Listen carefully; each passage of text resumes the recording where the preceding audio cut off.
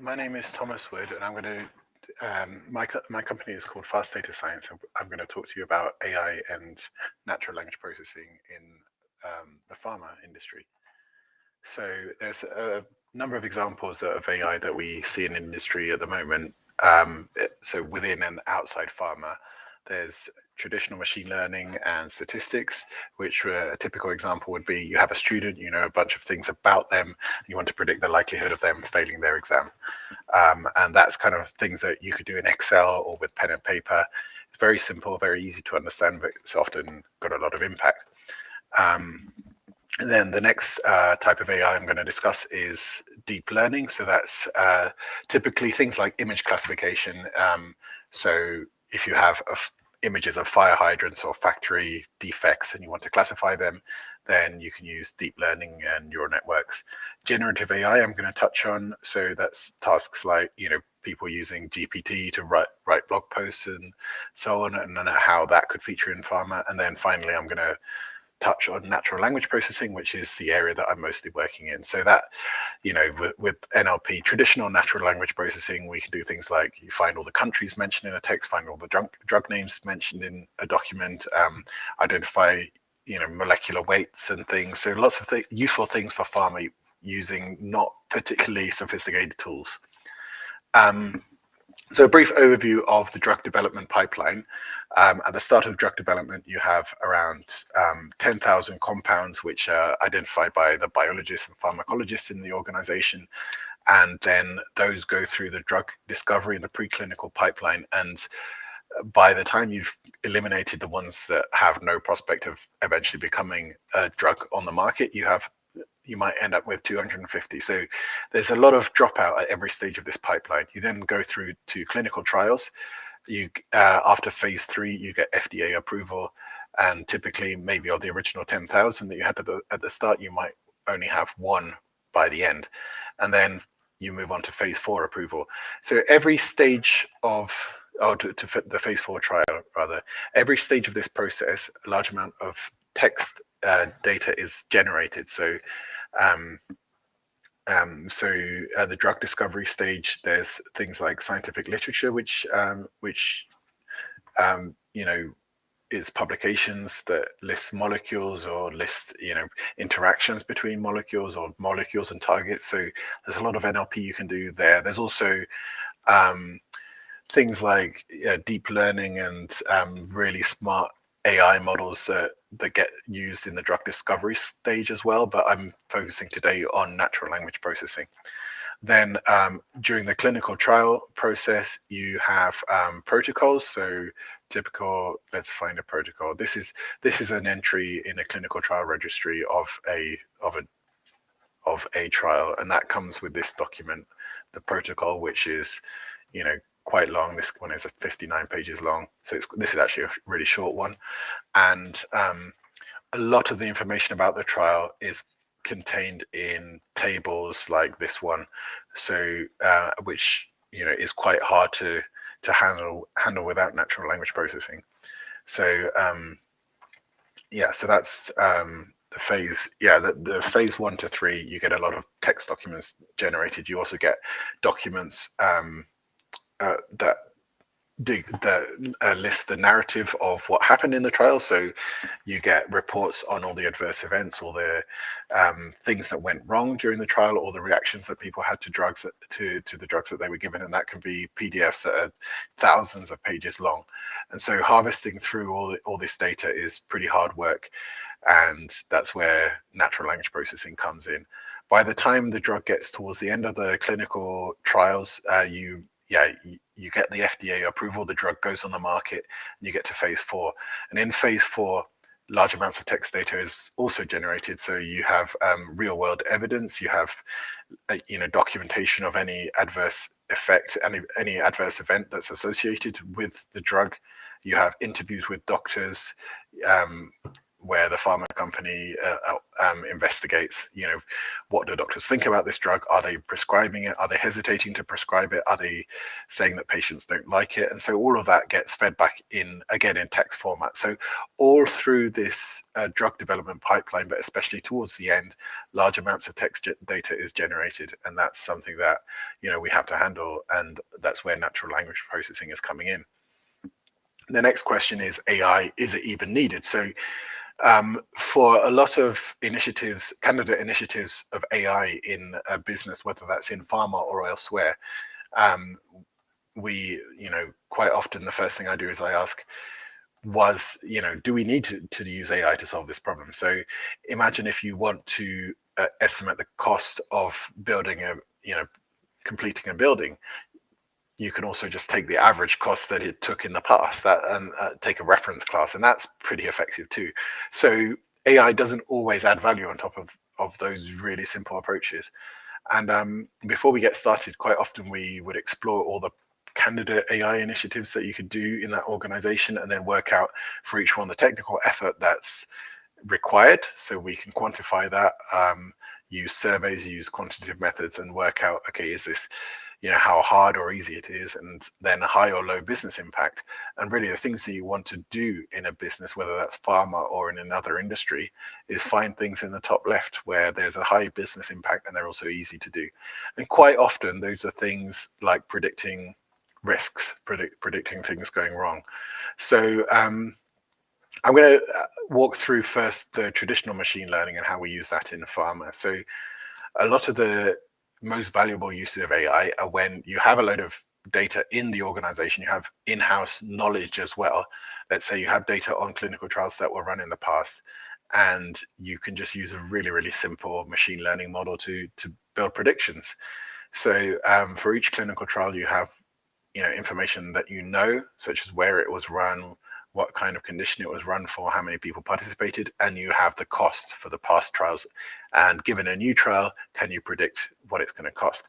So there are public data sets. So here's an example. This is one that you can find quite easily on Google Docs, and this is a data set of past clinical trials, and where the cost, this column, or these two columns, was made public as a result generally of things like freedom of information requests. So I'm going to just do a quick demonstration of how we can have a look at that in Python. So this is what I can do. I can just download that data set. I can clean it. I just delete all the dirty rows and everything. And I end up with, let's say, 79 rows of each one corresponding to a clinical trial that was run in the past. And I can do very simple things like just work out, okay, what's the cost in dollars of phase 1, phase 1/2, phase 2, 2/3, and so on. And I can even plot that as a bar chart. And then I can do things like build a regression model. So I can say, let's create a regression model where I'm only giving, all I know is the enrollment of a trial. And then I can look inside that model, and I find, okay, it's basically saying the cost of a trial is was 6.8 million plus 15,000 times the number of participants. So then I can say, predict for imagine a new trial with 100 participants, what's the cost? And it's given me this value. So that's obviously not a huge amount of use because it's only using the cost, but we can chuck in a few more values. So in this case, I'm adding the enrollment, and then is it cancer or not as a binary feature, and then all these phases as a binary feature. And I can do the same thing, predict the cost for a trial with 100 participants, which is phase 1. And let's say, oh, what if this trial was phase 2? And I could just simulate and go to change attributes of my hypothetical trial. So this is a really really effective way of of getting some business value out of data that you've got, and it's very simple. So however, the caveat is one part of this is very hard, which is finding a clean data set. So the data set that I have is pretty small. Companies often don't like making their clinical trial cost data public. Even if you do have access to it, you have to clean it, you have to join it from all over the place. And if it were in the correct format, then doing this, what I've just done, even with Excel, is just, pretty effective. And, it has the advantage that it's simple and it's understandable. So this kind of thing, if you can do this kind of initiative, is great, and it's very effective. However, so looking at the types of initiatives that I've seen both in pharma companies and other industries, some of the things that really tend to deliver the most value for the organization is often, predicting cost, predicting duration of a project, or predicting the likelihood of the project failing. So I like to think of this as like a gray swan, a clinical trial failing, or let's say a construction project overrunning, like the Sydney Opera House, or things like that. That's a gray swan. It's something that it doesn't come out of nowhere. And when you have data, when you have reference classes, and you have, you can even build a table of 70 past projects that were similar to that, you can predict these adverse events and you can mitigate them. So this kind of initiative is really quite valuable for pharma companies, but also for other, companies in other industries, because you're not just saving costs, you're not just, cutting a small administrative cost, you're actually changing the way the business operates. The next kind of machine learning I'm going to talk about is neural networks, without huge pharma emphasis in this case. So neural networks have been around, really around and influencing what we do for nearly 10 years. And instead of, let's say, what the example that I had with the clinical trials, or with the student that's likely to fail their exams, instead of having a few data points on each instance, I have a huge number. I have an image made of 1 million pixels. So let's say the task is to classify an image of a retina as one of a number of conditions, or classifying a wind turbine blade. And then, so the neural networks, they could be used on images, text, video, audio, pretty much all these kind of things that are really big files on your computer.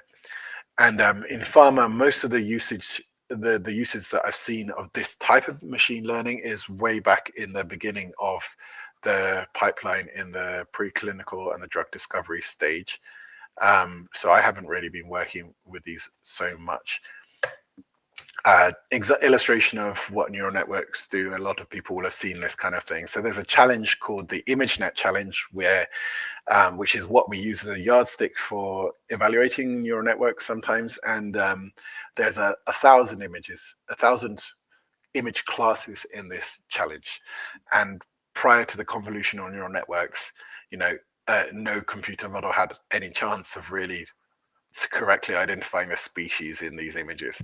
But now, convolutional neural networks can manage these pretty amazing feats, distinguish a husky from a gray wolf, things like that. And so, in business, you can imagine the potential. You have images, let's say images of a manufacturing pipeline, or things that got broken, or images, ultrasound images, and they can do they can classify images sometimes far better than a human can.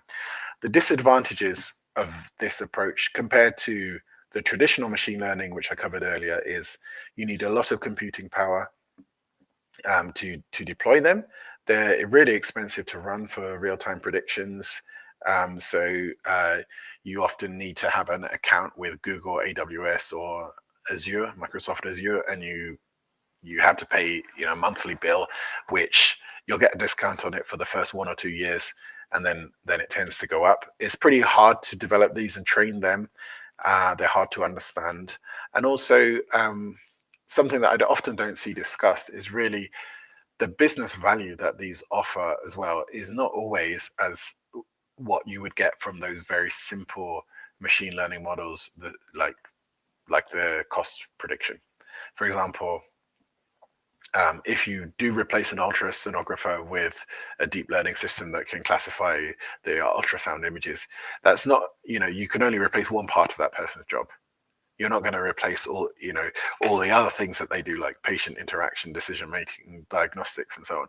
So And a computer vision system, let's say if it's used in a factory, deployed in a factory to replace a minimum wage worker, it may replace one worker, but it doesn't necessarily revolutionize the business in the same way that the the cost prediction or the risk prediction does on a project level.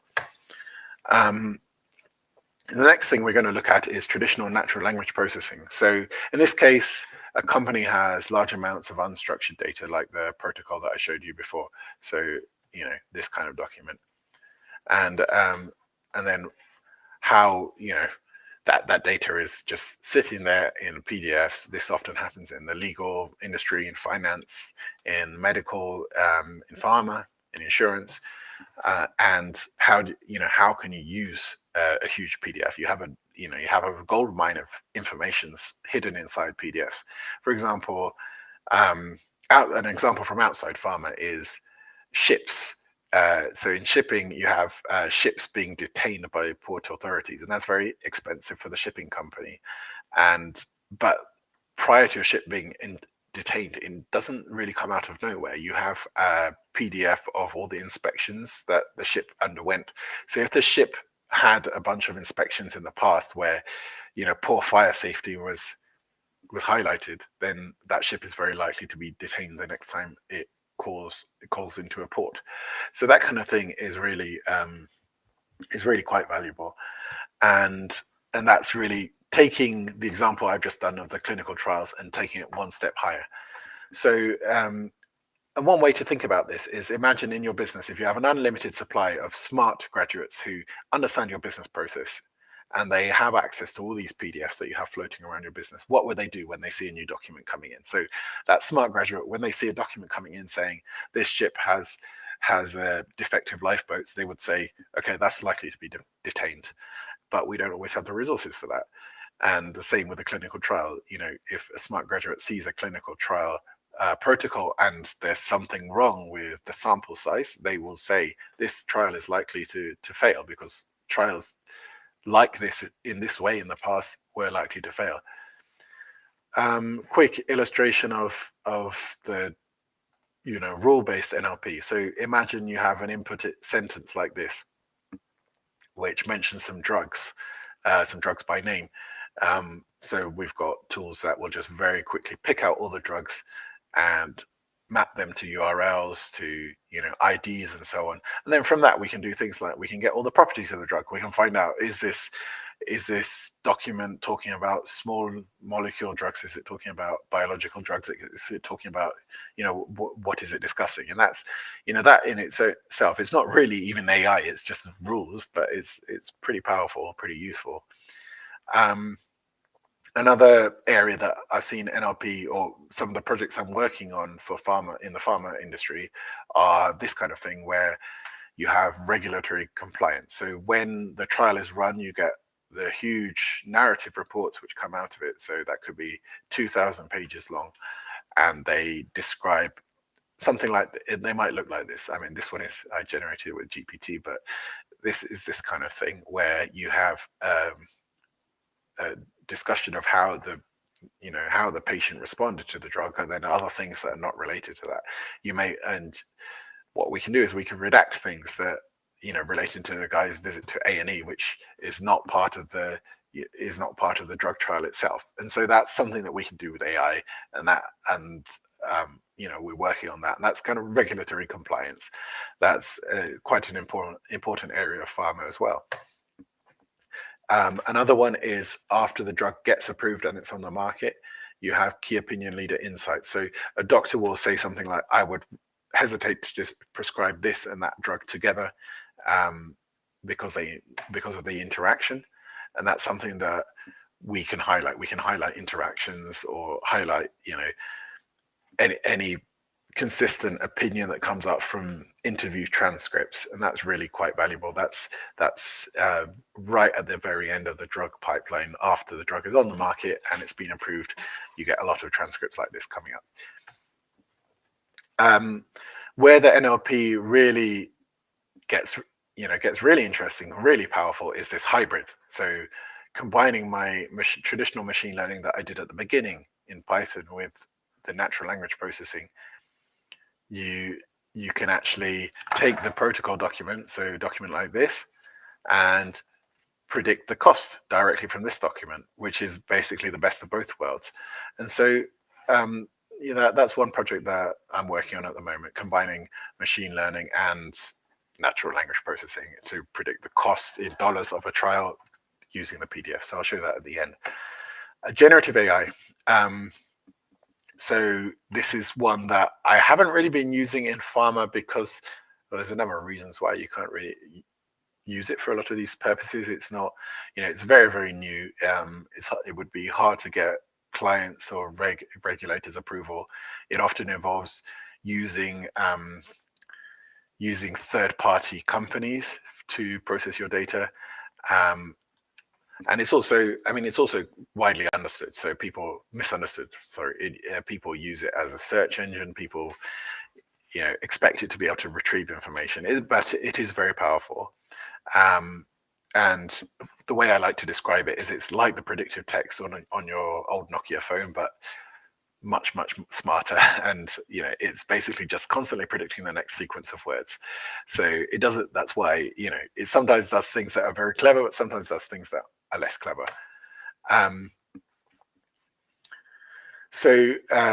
Doing generative AI on, in the pharma projects, you would need a lot more computing power than the deep learning solutions that we've seen in the past. So for that reason, a lot of people are using third party, such as OpenAI or Gemini. However, you've got to be very careful. Things that you wouldn't post online on social media, you shouldn't be sending to the generative AI solutions. We've all seen that they're prone to hallucinations. They can be slow. You're dependent on a company continuing to allow you to use their service.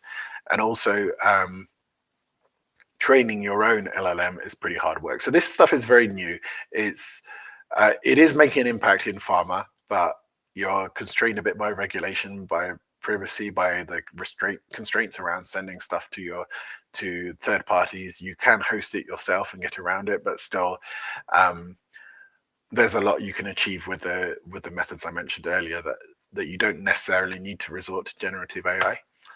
So the four areas I've covered, and they're kind of broad areas. There's traditional machine learning, where the participants in the trial, the pathology, the location, and you can predict the cost.